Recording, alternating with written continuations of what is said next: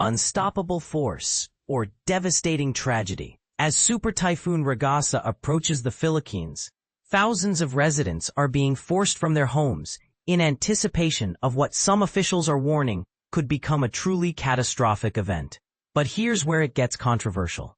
With wind speeds soaring up to a staggering 230 kilometers per hour, 143 miles per hour, Ragasa isn't just another tropical storm. It's a super typhoon, equivalent to a Category 5 hurricane, which is the highest rating for cyclone strength. This means the danger isn't just in the wind, but also in the massive, life-threatening storm surges expected to reach more than 3 meters, over 10 feet high. The Philippine Weather Bureau has issued urgent warnings for communities in its path, highlighting the risk to lives and the potential scale of destruction. To help safeguard citizens, schools and government offices have closed across major regions, including the bustling capital city, Manila. Authorities caution that residents should prepare for severe flooding, dangerous landslides, and extensive property and infrastructure damage, reminiscent of the most severe storms in recent history. Most people miss this. Ragasa is projected to first strike the remote Batanes and Babuyan Islands, home to roughly 20,000 people, many of whom already struggle with poverty and limited access to resources. Imagine the challenge of evacuating and providing aid in such isolated communities. These islands are located about 740 kilometers, 460 miles, south of Taiwan.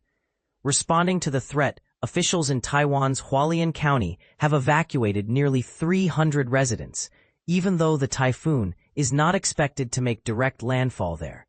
Instead, its outer bands will lash Taiwan's eastern regions with heavy rain. Proactively, forest areas, nature trails, and many ferry routes across southern and eastern Taiwan have been closed since early Monday. But here's a twist. Chinese authorities in Guangdong province, bracing for Ragasa to arrive as early as Tuesday, have told the public to get ready for a catastrophic and large-scale disaster. As the swirling winds and torrential rain approach, Hong Kong is also preparing diligently, with officials warning that conditions will deteriorate rapidly starting Tuesday and ongoing discussions about possible school closures. And this is the part most people overlook. The Philippines is already struggling to recover from weeks of severe flooding brought about by an unusually intense monsoon period. Over the weekend, tens of thousands of Filipinos took to the streets in protest, demanding an end to corruption that many believe has hindered the government's ability to build resilient flood control systems and protect its citizens. So, what do you think?